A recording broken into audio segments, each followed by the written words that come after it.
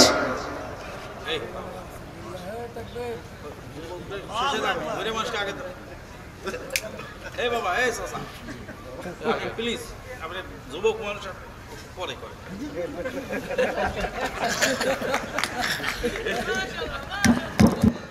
আসসালামু আলাইকুম ওয়া রাহমাতুল্লাহি ওয়া বারাকাতুহু। বুড়ে মানুষ কখন মরে যায় তার নেই ঠিক, ওকে আগে পার করে খেদায় দাও। আমার আজকের আলোচ্য বিষয় মুমিনের রমাদান কোরআনময়। রমাদান মাসে মুমিনদেরকে আল্লাহ পাক যে অনন্য বৈশিষ্ট্য দিয়েছেন তার মধ্যে একটা হলো নুজুল কোরআন। মহান আল্লাহ পাক বলেন, শাহরু রমাদান আল্লাযী উনজিলা ফীহিল কুরআন হুদাল লিন-নাসি ওয়া বায়িনাতিম মিনাল হুদা ওয়াল ফুরকান। কয়েকদিন আগে শবে বরাত গেল। শবে বরাতের কথা তো কোরআনে আসছে, আসে নাই? আলেম ওলামাদের বয়ান করলেন যে এই রাতকে আল্লাহ পাক লাইলাতুল মুবারাকা বলেছেন। আউযু বিল্লাহি মিনাশ শাইতানির রাজিম। হামিমুল কিতাবিল মুবিন। ইন্না আনজালনাহু ফি লাইলাতিন মুবারাকাহ। ইন্না কুন্না মুনজিরিন। এই যে মুবারাকা লাইলা, এটা তো শবে বরাত। তাহলে আগের আয়াতের আগের অংশটুকু আপনি পড়বেন না? হামিমুল কিতাবিল মুবিন। ইন্না আনজালনাহু ফি লাইলাতিন মুবারাকাহ। ওয়াল কিতাবিল মুবিন, সুস্পষ্ট কিতাবের শপথ। নিশ্চয় আমি উহা নাজিল করেছি বরকতের রাত্রিতে। ইন্না আনজালনাহু ফি লাইলাতিল কদর। নিশ্চয় আমি উহা নাজিল করেছি কদরের রাত্রিতে। তাহলে লাইলাতুল মুবারাকা হলো শবে বরাত, আর লাইলাতুল কদর হলো শবে কদর। তাহলে কোরআন কি শবে বরাতে একবার নাজিল হয়েছে আর শবে কদরে আবার নাজিল হয়েছে? না, জানে নাই, বোঝে নাই যে একই রাতের দুই নাম। একই রাতের কয় নাম? দুই নাম। এটা হলো লাইলাতুল মুবারাকা আর একটা হলো লাইলাতুল কদর। একই জিনিসের দুই নাম হয়, এটা হলো নুন আর লবণ। তো বলদ চাকরকে পাঠিয়েছে বাজার করতে, তো নুন 1 কেজি কিনেছে আর লবণ 1 কেজি কিনেছে। আর চাকরানি রান্না করার সময় নুন 1 চামচ দিছে তরকারিতে, আর লবণ আর 1 চামচ দিছে। এবার খাইতে যায়, বলছে রে সর্বনাশী, ওরা কি রান্না করেছিস, খাওয়া যায় না খায় কেন? যে জিনিস যত প্রয়োজন তার যখনই বেশি হয়ে যায় তখনই ব্যাড অ্যাড।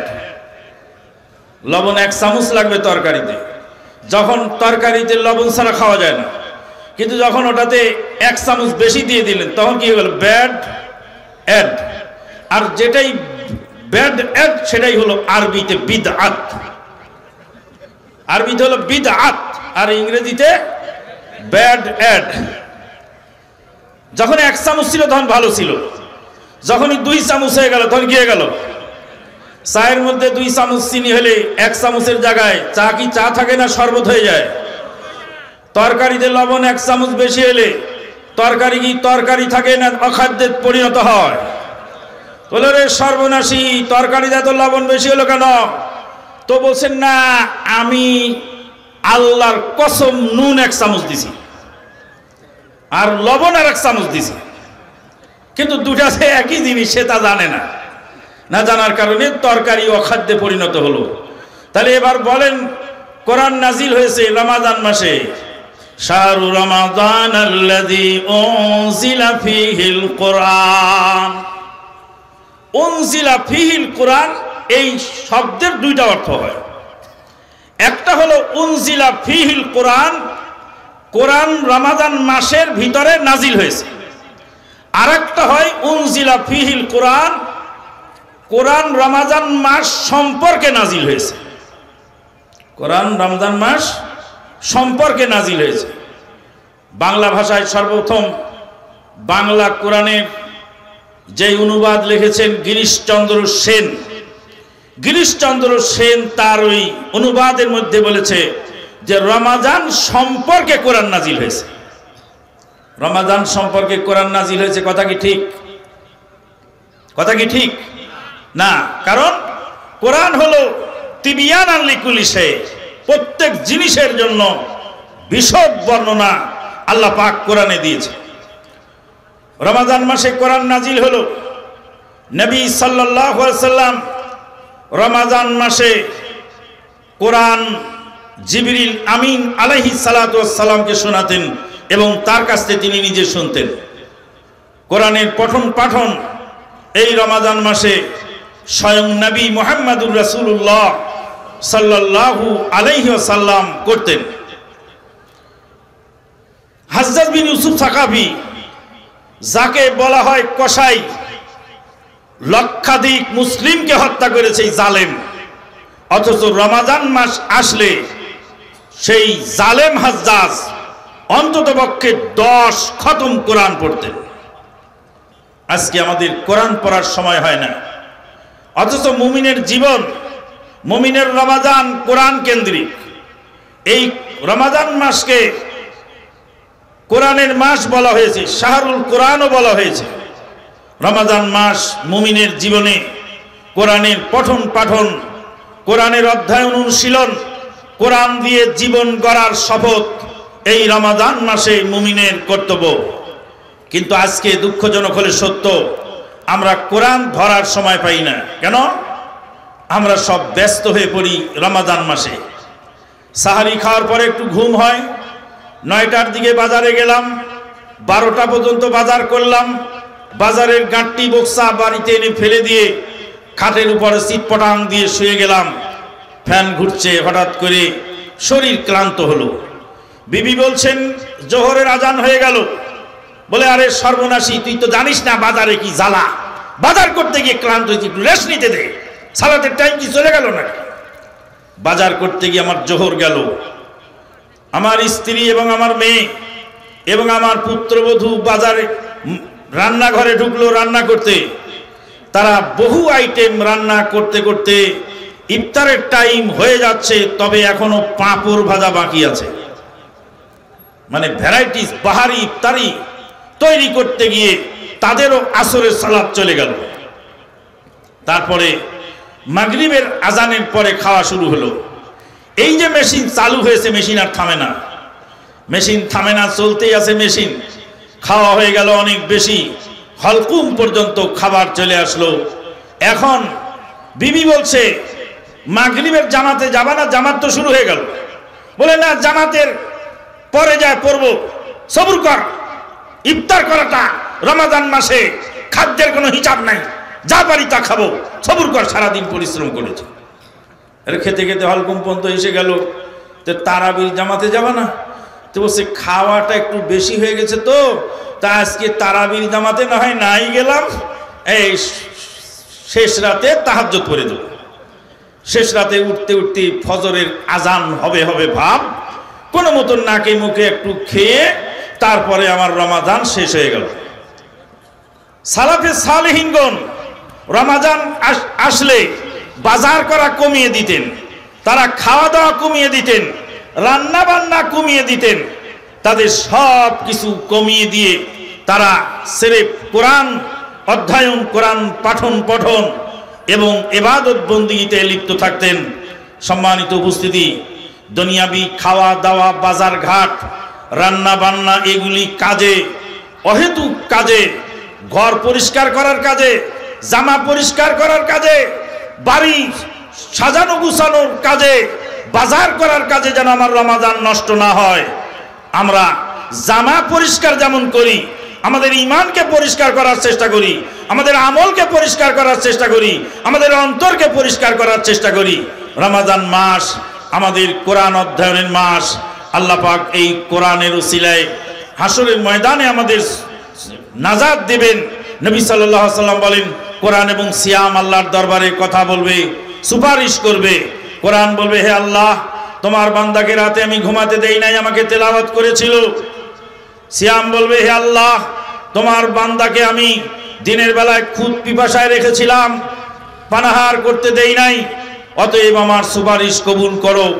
আল্লাহ পাক দুইজন সুপারিশ কবুল করবেন, সিয়াম এবং কোরআনের সুপারিশের ওসিলায় বান্দা নাজাত পেয়ে যাবে।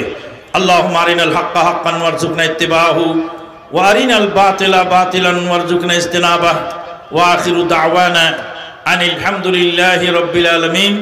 পরিশেষে আমার ওই চাচাদিকে আবার ধন্যবাদ জানাই যে সে নিজের ইউসিরুনা আলা আনফুসিহিম ওয়ালাউ কানা বিহিম খাসাসা। আমাদের ছেলে মাশাআল্লাহ বেয়াদব নয়, আলহামদুলিল্লাহ। আল্লাহ পাক তাকে আদবে, আখলাকে, ঈমানে, আমলে বারাকা দান করুন। চাচার কাছে আমরা অনুরোধ করব যে আর চাচারা যেন সমালোচনা করার সুযোগ না পায়, সেদিকে খেয়াল রাখতে হবে। প্রয়োজনে কোথায় যেতে হলে চাচাকে বলে যেতে হবে, চাচা আমাকে ডাকছে, একটু যাচ্ছি, আপনার কোনো পরামর্শ থাকলে দেন, একটু বললে আর বাকি সেখানে কিছু বলার থাকে না। আল্লাহ পাক নেক্সট জেনারেশনের মুখ উজ্জ্বল করার জন্য এই তরুণ উদীয়মান দায়ীদেরকে আল্লাহ পাক এই ইহকাল পরকাল মঙ্গলময় করুন এবং তাদেরকে সঠিক সিদ্ধান্ত সঠিক সময় নেওয়ার তৌফিক দান করুন। আসসালামু আলাইকুম ওয়া রাহমাতুল্লাহি ওয়া বারাকাতুহু। জাযাকুমুল্লাহ খাইরান। লিল্লাহি তাকবীর, লিল্লাহি তাকবীর, লিল্লাহি তাকবীর। জাযাকাল্লাহু আহসানাল জাযা। সম্মানিত উপস্থিতি, আমরা ঘোষণা দিব কি আগে তো ঘোষণা দিয়েছিলাম। আলোচনা নিয়ে আসছেন শেখ আব্দুল্লাহ বিন আব্দুর রাজ্জাক হাফিজাহুল্লাহ। মুহতারামকে তার সারগর্ভ বক্তব্য পেশ করার জন্য বিনীতভাবে আহ্বান জানাচ্ছি।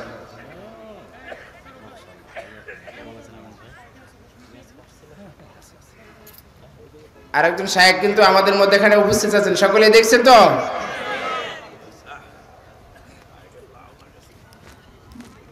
আসসালামু আলাইকুম ওয়া রাহমাতুল্লাহি ওয়া বারাকাতুহু। আলহামদুলিল্লাহ ওয়াহদা ওয়াসসালাতু ওয়াসসালামু আলা মান লা নাবিয়্যা বা'দা। বড় বড় শায়েখগণ এখানে আমন্ত্রিত, তাদেরকে বসিয়ে রেখে দীর্ঘ সময় আলোচনা করা আদবের খেলাফ। তো আমি সংক্ষিপ্ত দুটি কথা বলে আমার বক্তব্য শেষ করে দেব ইনশাআল্লাহ। প্রথমত, যেটি আমি সব জায়গাতেই বলি, আপাতত এখন বলতেছি সব জায়গায়, সেটিই বলি। সেটি হচ্ছে, যেহেতু বাংলাদেশের একটি পট পরিবর্তনের মধ্যে দিয়ে যাচ্ছে, মানুষের মধ্যে আলোচনা, বিশেষ করে আহলে হাদিস এবং সালাফি সমাজে বিভিন্ন আলোচনা চলমান। সে আলোচনাগুলোর মধ্যে থেকে আমাদেরকে যে শিক্ষাটা নিতে হবে, যে কাজটা আমাদের করতে হবে, সেটি আসলে কি? প্রথমত আমি এতটুকু বলতে চাই যে গণতন্ত্র কোনো কোরআন বা কোনো ওহী বা কোনো ধর্মীয় গ্রন্থ বা কারো তৈরি করা কোনো গড, প্রতিপালক, এরকম কিছু নয়। যদি এরকম কিছু না হয়, গণতন্ত্র যদি ওহী না হয়, কোরআন না হয়, তাহলে গণতন্ত্রকে প্রশ্ন করা যাবে না? যাবে না? গণতন্ত্রকে প্রশ্ন করা যাবে না? যাবে না? যাবে।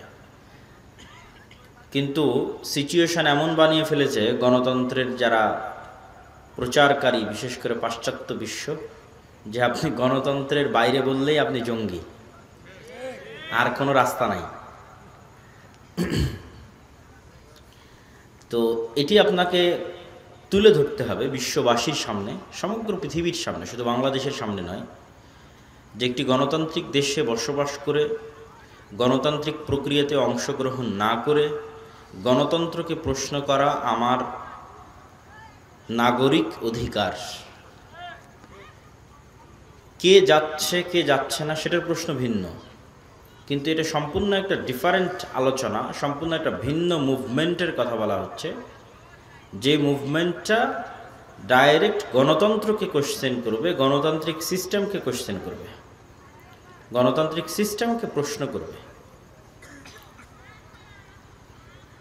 এবং সেই প্রশ্নগুলো মানুষের জানা থাকা উচিত, মানুষের মধ্যে চর্চা থাকা উচিত, তারপর মানুষই সিদ্ধান্ত নেবে।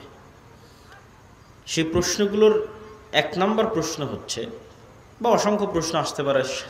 সারমর্ম প্রশ্ন হচ্ছে, গত দীর্ঘ 16 বছর বাংলাদেশে যে শাসন ব্যবস্থা ছিল সেটি কি ইসলামের নামে ছিল না গণতন্ত্রের নামে ছিল? গণতন্ত্রের নামে ছিল। গত 16 বছর যে শাসন ব্যবস্থা ছিল সেটা ইসলামের নামে ছিল না সেকুলারিজমের নামে ছিল? ধর্মনিরপেক্ষ মতবাদের নামে ছিল।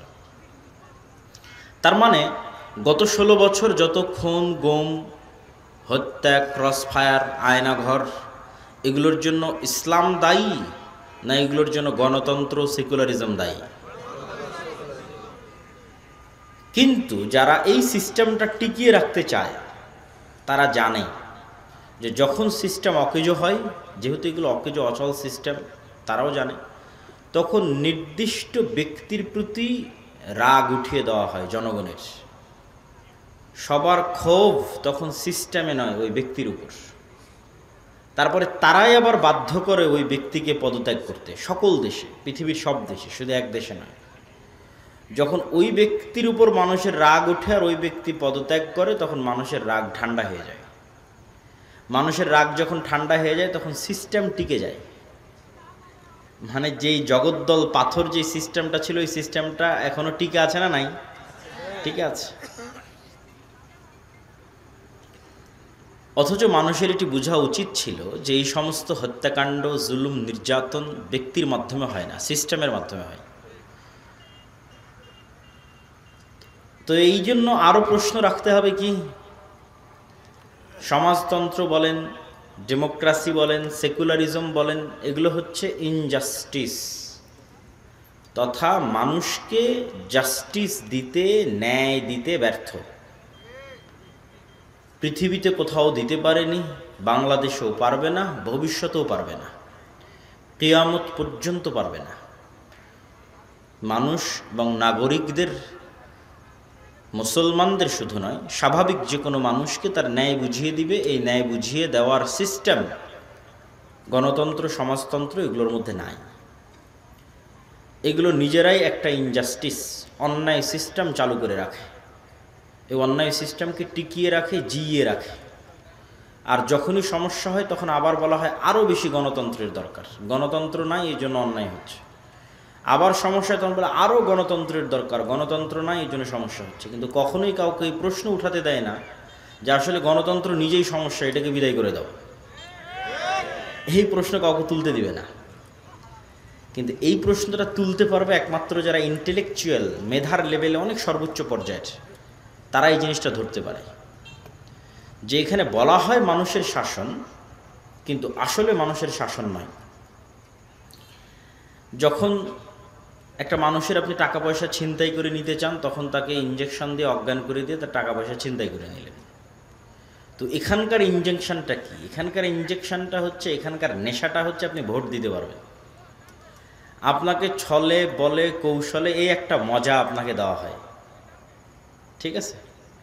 যেমন মানুষ যখন কোনো নারীর প্রেমে পাগল হয় তখন তার পাল্লায় পড়ে সহায় সম্পত্তি, সম্বল সব হারিয়ে দেয়, কিন্তু বুঝতে পারে না যে কি থেকে কি হয়ে গেল। তো এইটা একটা মজা যে আমি 5 বছর পর একদিন ভোট দিতে পারবো, কিন্তু আমার কাছ থেকে ওই একদিনের ভোট নিয়ে বাকি 5 বছর যে আমার কাঁঠাল আমার মাথাতেই ভেঙে, আমার ধন সম্পত্তি, আমার টাকা পয়সা সব লুটে নিয়ে চলে যাবে, আমার কিছু বলারও থাকবে না, কিছু করারও থাকবে না। তো এই চালাকিটা একমাত্র যারা ইন্টেলেকচুয়াল লেভেলে হাই পর্যায়ে থাকে তারা ধরতে পারে। আর একটা ভোট বিক্রি করা বাঙালির কাছে কিছুই নয়। যেহেতু আমি আপনাদের রূপগঞ্জে থাকি সেহেতু জানি, গত নির্বাচনের সময় ছিলাম তখনও দেখেছি।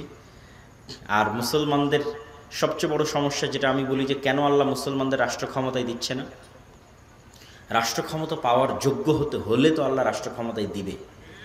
কেননা রাষ্ট্রে ইসলাম মানে তার নিজস্ব ব্র্যান্ডিং আছে। রাষ্ট্রে ইসলামের ব্র্যান্ডিং হচ্ছে ন্যায় বিচার। ঈসা আলাইহিস সালামের ক্ষেত্রে বলা হয়েছে উনি পৃথিবীতে নেমে আসবে, নেমে এসে সমগ্র পৃথিবীতে ন্যায় বিচার প্রতিষ্ঠা করবে, এটা ব্র্যান্ডিং। এই জন্য পৃথিবীতে আসা সকল নবী রাসূল সবাই সত্যবাদী এবং ন্যায়পরায়ণ ছিলেন। আল্লাহ নিজে ন্যায়পরায়ণ, তিনি ন্যায়ের সাথে পৃথিবী পরিচালনা করেন, ন্যায়ের সাথে বিচার করেন। আল্লাহ হচ্ছে সকল ক্ষমতার মালিক। আল্লাহ যদি তার দয়ায় কাউকে ক্ষমতা দেয় তো তাকেই দিবে যে ন্যায় প্রতিষ্ঠা করতে পারবে। এটা আল্লাহর রাষ্ট্র ক্ষমতার ব্র্যান্ডিং, ইসলামের রাষ্ট্র ক্ষমতার ব্র্যান্ডিং। কিন্তু আপনি মসজিদে যান, মাদ্রাসায় যান, ইসলামী দলে যান, ইসলামী সংগঠনে যান, বাহ্যিক যে রিচুয়ালস, আনুষ্ঠানিকতা, সালাত, সিয়াম, হজ, জাকাত, এগুলো সবই আছে। কোথায় মুসলমানেরা দুর্বল? ন্যায় প্রতিষ্ঠায়, সত্যবাদিতাই দুর্বল। আলেম ওলামা থেকে শুরু করে মসজিদ, মাদ্রাসা, সাধারণ মুসলমান সব পর্যায়ে। বাংলাদেশ, ভারত, পাকিস্তানে আরও ভয়াবহ অবস্থা। আমাদের জন্ম নিবন্ধন থেকে শুরু করে, আমাদের এনআইডি কার্ড থেকে শুরু করে, আমাদের জমির দলিল থেকে শুরু করে যত রকমের অফিস আদালতে আমরা যাই, সব কিছু মিথ্যার উপর প্রতিষ্ঠিত। ইউরোপ, আমেরিকায় যত মুসলমান গেছে তাদের 90% ডকুমেন্টস মিথ্যা, তথ্য মিথ্যা, কথা মিথ্যা, সরকারের কাছে অতিরিক্ত বেনিফিটস নিচ্ছে মিথ্যা, পুরো লাইফটা মিথ্যার উপর প্রতিষ্ঠিত। তাহলে সেই মুসলমান কিভাবে রাষ্ট্র ক্ষমতার দায়িত্ব নেবে? এই অঞ্চলের মানুষ তো আরও এই দিক থেকে আরও এক ধাপ এগিয়ে, কিভাবে বোনের সম্পত্তি নিয়ে নেওয়া যায়, কিভাবে বাপের থেকে সম্পত্তি লিখে নেওয়া যায়, কিভাবে বোনকে লাওয়ারিস করা যায়, দূরের সম্পত্তি দেওয়া যায়, কম দামি দেওয়া যায়, বিলে দেওয়া যায়। মানে প্রত্যেকটা মানুষ ইনজাস্টিসের সাথে, অন্যায়ের সাথে জড়িত। এই মানুষগুলোকে যদি রাষ্ট্র ক্ষমতায় বসান, এরা তো গত 16 বছর যা দুর্নীতি হয়েছে তার চেয়ে বড় দুর্নীতিবাজ হবে। তাহলে কিভাবে মুসলমানরা কল্পনা করবে যে আল্লাহ তাকে রাষ্ট্র ক্ষমতা দিবে? সে তো যোগ্য হতে পারে না। এটা সাধারণ জনগণের কথা। আপনি মসজিদ, মাদ্রাসা, ইসলামী দল, ইসলামী সংগঠনে যান, একই অবস্থা। যে সবচেয়ে বেশি চামচামি করতেছে, দলের আমির তাকেই পদ দিয়েছে, আর যে সবচেয়ে বেশি পরিশ্রম করে কাজ করেছে ওকে বের করে দিয়েছে। তাহলে সে তার নিজের দলে জাস্টিস প্রতিষ্ঠায় ব্যর্থ। সুতরাং এটা ইম্পসিবল যে আল্লাহ তাকে যোগ্য মনে করবে যে সে রাষ্ট্রনায়ক হবে। এটা অসম্ভব। সে ডেমোক্রেসিতে রাষ্ট্রনায়ক হতে পারে, সমাজতন্ত্র, গণতন্ত্র, মারামারি, অন্যায় উপায়ে রাষ্ট্রনায়ক হতে পারে, কিন্তু আল্লাহর দয়ায়, ইসলামের নামে আল্লাহর দয়ায় রাষ্ট্রনায়ক হতে পারবে না। কেননা সে তার নিজের গণ্ডির মধ্যে ন্যায় প্রতিষ্ঠায় ব্যর্থ, তার পরিবারে ন্যায় প্রতিষ্ঠায় ব্যর্থ, তার দলে ন্যায় প্রতিষ্ঠায় ব্যর্থ, তার পদে ন্যায় প্রতিষ্ঠায় ব্যর্থ, তার প্রতিষ্ঠানে ন্যায় প্রতিষ্ঠায় ব্যর্থ, তার মসজিদে ন্যায় প্রতিষ্ঠায় ব্যর্থ। সুতরাং আল্লাহর দৃষ্টিতে সে রাষ্ট্রনায়ক হওয়ার যোগ্য নয়। একই অবস্থা OC, AC land, sub registrar, DC থেকে শুরু করে যত সরকারি পদ পদবি আছে, চাকরিজীবী আছে, সবাই স্বাক্ষর করতেছে, ঘুষ নিচ্ছে, আবার আজান হলে মসজিদে নামাজ পড়তে চলে যাচ্ছে।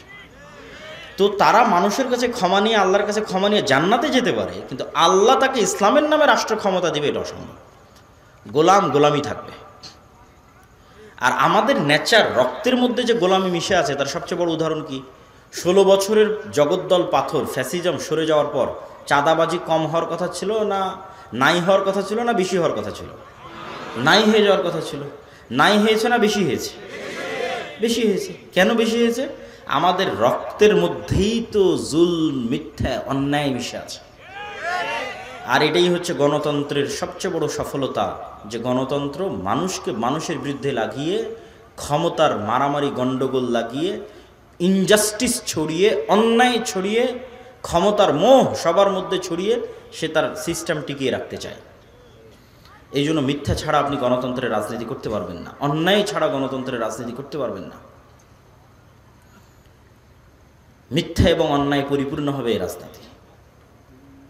সম্মানিত উপস্থিতি, আবু সুফিয়ান যখন কাফের মুশরিক, যখন রাসূল সাল্লাল্লাহু আলাইহি ওয়াসাল্লাম তার চিরন্তন শত্রু, বুখারীর লম্বা হাদিস একদম শুরুর দিকে আছে, তখনও আবু সুফিয়ান আল্লাহর নবীর বিরুদ্ধে মিথ্যা বলেনি।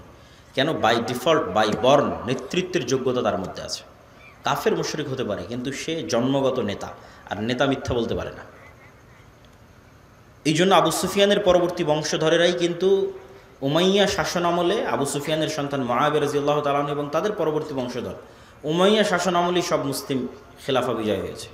তারিক বিন জিয়াদ বলেন, মোহাম্মদ বিন কাসেম বলেন, যার কথাই বলেন, এরা সব উমাইয়া শাসন আমলে সমগ্র পৃথিবী বিজয় করেছে। স্পেনের যে স্বর্ণ সভ্যতা, সেটা উমাইয়া শাসন আমলে, কেন তাদের রক্তের মধ্যে নেতৃত্ব ছিল। আর এখন মুসলমানেরা যে কোনো রাজনৈতিক দলের এক নেতা আর এক রাজনৈতিক দলের নেতার বিরুদ্ধে মিথ্যার উপর ভিত্তি করেই তার রাজনীতি টিকে আছে। তাহলে এই মিথ্যার সিস্টেম, এই অন্যায়ের সিস্টেমকে যদি আপনি প্রশ্ন না করতে পারেন, তাহলে মনে করতে হবে পরাধীন। প্রশ্ন করা শিখতে হবে এবং অবশ্যই মুসলমানদেরকে যোগ্য হতে হবে, লিডার হতে হবে। লিডার হতে হলে সত্য বলতে হবে, ন্যায় প্রতিষ্ঠা করতে হবে নিজের সার্কেলে, নিজের ফ্যামিলিতে, নিজের সমাজে। যেমন মসজিদ থেকে, মাদ্রাসা থেকে শুধু এই দাওয়াতই কেন দেওয়া হবে যে আসেন সালাত আদায় করি, সিয়াম পালন করি, ইফতার দিই, এর বাইরে কি মসজিদ মাদ্রাসা আর কোনোই ভূমিকা নিতে পারে না? একটা এলাকায় যদি যৌতুকের ভিত্তিতে বিবাহ হয় সেটি কি থামাতে পারে না? একটা এলাকায় যদি কোনো বোনকে, কোনো কন্যা সন্তানকে তার পিতার সম্পত্তিতে অধিকার বুঝিয়ে না দেওয়া হয়, তো মসজিদ কি সেখানে ভূমিকা নিতে পারে না? পারে। একটা বাজারের উপর মেইন পয়েন্টে মসজিদ, সেই বাজারের লোকজনের কাছে চাঁদাবাজি করা হচ্ছে, সেটিকে মসজিদ থামাতে পারে না? পারে। এটার সুযোগই ছিল এখন। আবার যখন সামনে কোনো রাজনৈতিক দল দীর্ঘদিন ক্ষমতায় থাকবে, তখন গ্রাম পর্যন্ত তাদের সিন্ডিকেট চলবে। আর এখন যে শূন্যতা আছে, এই শূন্যতার জায়গায় মসজিদ, মাদ্রাসা, দ্বীনি শিক্ষা প্রতিষ্ঠান, ন্যায় নিষ্ঠাবান মানুষ, তাদের সুযোগ ছিল যে আমর বিল মারুফ আর নাহি আনিল মুনকারের মাধ্যমে অন্যায়ের বিরুদ্ধে যে সংগ্রামের কথা আল্লাহ বলেছেন, ইয়া আইয়ুহাল্লাযীনা আমানু কুনু কাওয়ামিনা লিল্লাহি শুহাদা বিল কিসত, তোমরা ন্যায় প্রতিষ্ঠাকারী হও, শুহাদা লিল্লাহ, আল্লাহর সাক্ষী হিসেবে, আল্লাহর জন্য, আল্লাহর সন্তুষ্টির জন্য ন্যায় প্রতিষ্ঠাকারী হও। পিতার বিরুদ্ধে হলো, মাতার বিরুদ্ধে হলো, যার বিরুদ্ধে হলো, ন্যায় প্রতিষ্ঠার চেষ্টা করো। মুসলমানেরা যখন স্লোলি এতটুকু নিশ্চিত করবে যে সে মিথ্যা বলবে না, সে ন্যায় প্রতিষ্ঠাকারী হবে, তার সন্তান বা তাদের বংশধর আশেপাশে যারা আছে তারা মিথ্যা বলবেন, ন্যায় প্রতিষ্ঠাকারী হবে, এই একটা কাজ যদি শুরু করে, মুসলমানেরা ধীরে ধীরে নেতা হওয়া শুরু করবে। আমরা তখন গোলাম আছি, আমাদের মানে নেচারের মধ্যে গোলামি আছে, বাহ্যিকভাবে গোলাম নাই, কিন্তু আমাদের আচরণের মধ্যে গোলামির আচরণ আছে। যেহেতু আমরা 190 বছর ব্রিটিশদের গোলাম ছিলাম, তো যখন মালিক কেউ থাকে তখন তার এটা মজা লাগে যে এখানে দুইটা গোলাম আছে, এর মধ্যে একটা টাকা ফেলে দিলাম, একটা রুটি ফেলে দিলাম, দুই গোলামে কাড়াকাড়ি করুক রুটি নিয়ে। এইটা যারা জালেম হয় তাদেরকে এটা মজা লাগে। তো ব্রিটিশরা আমাদের মধ্যে এই সিচুয়েশনই তৈরি করেছে যে আমরা মারামারি করব, মিথ্যা বলবো, কাটাকাটি করব। এটাই আমাদেরকে 190 বছর শিখিয়েছে। কেন? যখন ক্ষমতা থাকে না, টাকা থাকে না, যখন গোলাম থাকে, তখন এটা নেচার হয়। বানু ইসরায়েলের একই অবস্থা হয়েছে। ইউসুফ আলাইহিস সালাম চলে যাওয়ার পর যে 200-300 বছর তারা ফেরাউনের গোলামি করেছে, তো ফেরাউন ওদেরকে বাধ্য করেছে এরকম ন্যারো মাইন্ডেড হতে, সংকীর্ণ মনা হতে। এই জন্যই তো বানু ইসরায়েল মুসা আলাইহিস সালামের সাথে চলতে পারতো না। কেননা মুসা আলাইহিস সালাম স্বাধীন অবস্থায় ফেরাউনের বাড়িতে বড় হয়েছে, ওনার সেলফ রেসপেক্ট ছিল, আত্মমর্যাদা ছিল, আত্মসম্মান ছিল। আর বানু ইসরায়েল গোলাম অবস্থায় বড় হয়েছে। তখন কথায় কথায় মুসা আলাইহিস সালামকে বলতো, যদি আল্লাহকে না দেখি ঈমান আনবো না, এই এক খাবার ভালো লাগে না, আল্লাহকে বলো পানি দিতে, তুমি আর তোমার আল্লাহ যাও যুদ্ধ করো, নাউজুবিল্লাহি মিন যালিক। কত কথা তাদের, এগুলো প্রত্যেকটা ন্যারো মাইন্ডের প্রমাণ বহন করে। তো বানু ইসরাইল যেই সিচুয়েশনের মধ্যে দিয়ে গেছে, মুসলিম উম্মাহ ঔপনিবেশিক শাসন আমলে 190 বা 200 বছরের, এটা শুধু আমরা ছিলাম না, সারা পৃথিবীর সব মুসলমান ছিল। আপনি আফ্রিকার মুসলিম কান্ট্রিগুলোতে যান, তাদের দ্বিতীয় ল্যাঙ্গুয়েজ ভাষা হচ্ছে ফরাসি। আমাদের সেকেন্ড ল্যাঙ্গুয়েজ যেমন ইংরেজি, ওদের সেকেন্ড ল্যাঙ্গুয়েজ ফরাসি। অথচ আপনি ইংল্যান্ডের আশেপাশের দেশে যান, ফ্রান্সে যান, স্পেনে যান, জার্মানিতে যান, কেউ ইংরেজি জানেই না। অথচ ইংল্যান্ডের সীমান্তের সাথে লাগানো, আমি নিজে গেছি এবং আমি হতবাক হয়েছি যে এয়ারপোর্টে পর্যন্ত এক্সিট লেখা ইংরেজিতে, কোথায় লেখা আছে এটা খুঁজে পেতে ক্লান্ত হতে হয়েছে। তারা এতটা ইংলিশ বিদ্বেষী, মানে তাদের নিজস্ব জাতি সত্তার সেলফ রেসপেক্ট আছে। তাহলে আফ্রিকার মুসলমান ফরাসি কেন শিখে? ও ফ্রান্সের গোলাম ছিল। আমি ইংরেজি কেন শিখে? আমি ব্রিটিশের গোলাম ছিলাম। তো এই পুরো মুসলিম বিশ্ব প্রায় 150-200 বছর ঔপনিবেশিক শাসন আমলের ব্রিটিশদের, ইউরোপিয়ানদের অধীনে ছিল, শুধু ব্রিটিশ না। তো এই ফুল ইউরোপিয়ানদের অধীনস্থ থাকার কারণে গোলামির মেন্টালিটি আমরা বড় হয়েছে। ন্যারো মাইন্ডেড, মিথ্যা বলতে হবে, মারামারি কাটাকাটি করতে হবে, জোরপূর্বক অন্যায়ভাবে দখল করে নিতে হবে। এই মেন্টালিটি চেঞ্জ করে যখন আপনি স্বাধীন হবেন মানসিকভাবে, আত্মমর্যাদা সম্পূর্ণ নেতার মতো ভাববেন যে আমি একজন নেতা, মুসলমান মানে সে নেতা, মুহাম্মদ সাল্লাল্লাহু আলাইহি ওয়াসাল্লামের মতো কোনোদিন মিথ্যা বলবে না, ন্যায় প্রতিষ্ঠার জন্য চেষ্টা করবে। একবার যদি এই ধরনের নেচার মুসলমানদের মধ্যে তৈরি হয়ে যায়, রাষ্ট্র ক্ষমতায় যেতে বেশি দিন বাধা থাকবে না। আল্লাহ যেই দিন বুঝে যাবে এই মানুষটা ন্যায় প্রতিষ্ঠার যোগ্য, তখন আল্লাহ সুবহানাহু ওয়া তাআলা তাকে রাষ্ট্র ক্ষমতা দিবেই দিবে ইনশাআল্লাহ। আল্লাহ সুবহানাহু ওয়া তাআলা আমাদের কবুল করুক। আল্লাহুম্মা আমিন। ওয়া আখিরু দাওয়ানা আনিল হামদুলিল্লাহি রাব্বিল আলামিন। আসসালামু আলাইকুম ওয়া রাহমাতুল্লাহি ওয়া বারাকাতুহু।